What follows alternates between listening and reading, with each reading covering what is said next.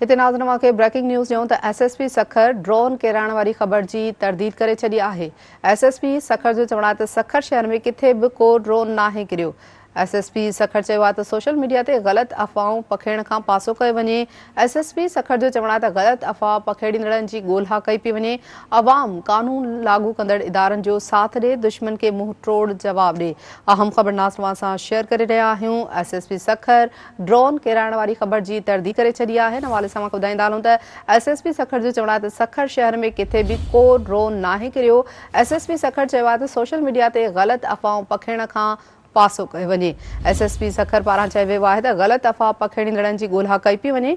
अवाम कानून लागू कंदड़ इदारनि जो साथ ॾे, दुश्मन खे मुंहुं तोड़ जवाब ॾे।